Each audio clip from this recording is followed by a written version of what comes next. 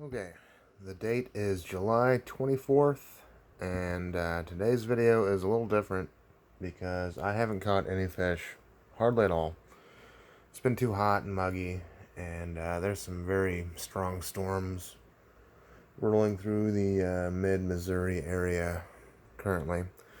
So, luckily, someone on Facebook sent over a Biden talk, which I don't really see too much of him talking. It's kind of spotty. He takes his, well, it's hard to keep up with his schedule. But I listened to it, and I found it kind of interesting.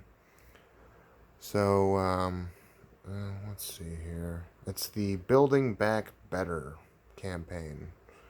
And apparently it was released about 7 hours ago, I guess. Either way, it opens up with him talking about the children.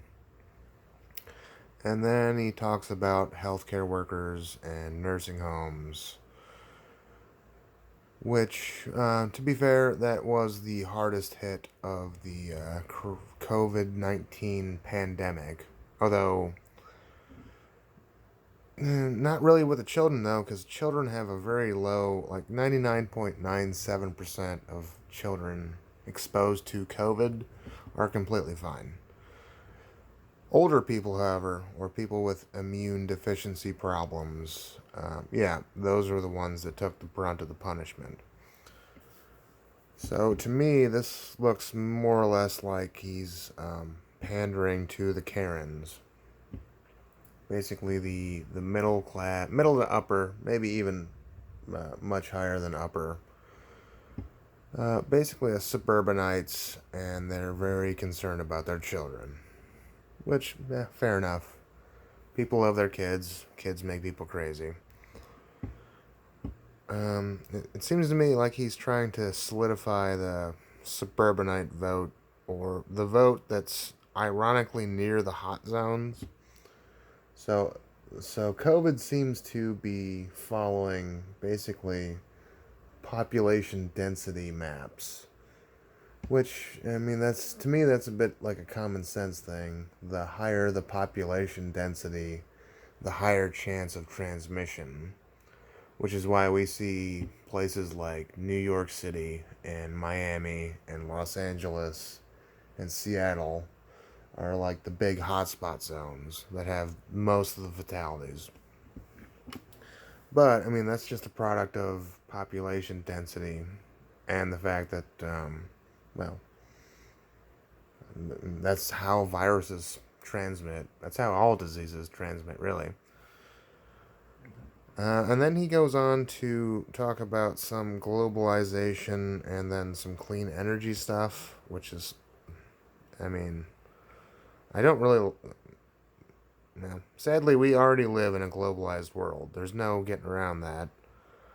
Clean energy, I'm cool with, but I don't think we're quite there yet. And if we quit using fossil fuels now, I think a whole lot more people would die than versus using fossil fuels, at least for the next, let's call it 50 years. Let's see. The Building Back Better thing. Well, to me, that seems a bit like well, it's kind of like the old Paul Krugman argument from the 2007s when there was another. The last big economic crisis was 2007, 2008, which I was quite aware of. And I used to really like Paul Krugman, but then I heard what he talked about, and then I saw the results of what he talked about, and then I was like, oh wait, that guy was wrong. So Biden seems to be going on and on and on about healthcare, which I guess is a touchy subject. And then he goes heavy into school learning, but they never really talk about how the numbers fit together. To me, it just sounds a whole lot like he's pandering to basically healthcare workers, which are largely female, and a big chunk of them are also, let's see, ethnically like Latino, black, whatever. Like, I don't really care about ethnicity, but I do care about economics, and I don't like Paul Krugman, because he's been proven wrong and wrong I don't know how many times. And then he goes into the him with Obama, with the Obama Healthcare Act, or whatever that was called. I can't even remember. But I don't really think that was the right option, because it just seems to overinflate. I mean, the healthcare industry in general is extremely overinflated. And yeah, Obamacare did help, like, the very, very, very bottom of the economic caste system, but it basically destroyed 70% of other people. Because, if I have to go to the hospital and pay $10 for a bottle of aspirin, or one pill of aspirin, I can be at home and take an aspirin for, like, 10 cents. So it doesn't really.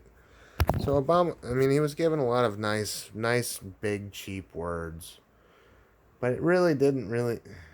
Eh, it just seemed like a very hollow and basically speaking to. Well, it sounds like he's pandering to an audience, but meh, who knows?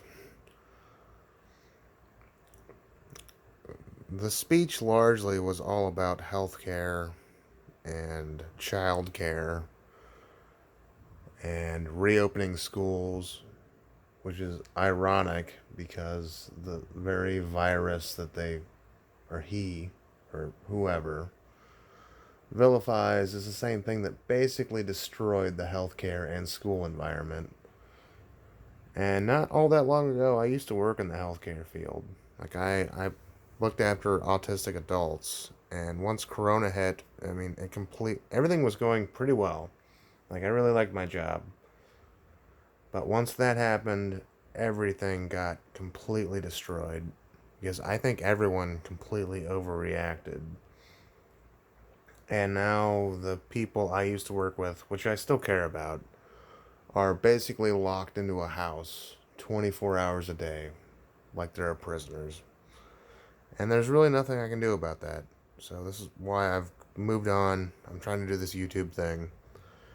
I'm working as a cook, scab truck driver, whatever I gotta do to get by. But I don't want to exist in that kind of world anymore.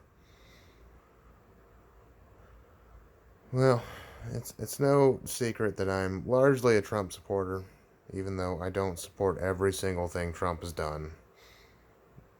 But economically, I think his agenda makes more sense than Biden's, because I mean, he gave a whole bunch of nice, pretty words, but he gave zero numbers, and it just sounds like economic inflammation to me, which is ironically a bit like the coronavirus itself, or whatever the coronavirus is going to turn into. So, yeah, the whole thing, it was 28 minutes long. I don't know, it seemed heavily edited. Well, not edited, but you could tell that Biden was reading prompters and he was taking cues from other people. It seemed very different from a Trump speech, which is like hours of crazy ranting, which some people hate, but I find it kind of funny. Either way, I think the better option would be supporting smaller businesses. And at the very end of it, he talked about taxes and tax breaks, but I think it's better to not tax a person in the first place than to tax them and then expect that person to keep up with 3 or 4 or 5 or 6 pages of very annoying paperwork just so they can kind of do a tax claim. It's like don't take their money in the first place, and you don't have to get the IRS involved, which also reduces a huge amount of workload. Yeah, I don't know. Good luck, Biden. I don't think you're going to have a very good time against Trump. I'm definitely not going to vote for you. But hopefully it's a nice and fair and balanced election down in November. So, thank you, everybody. See you later.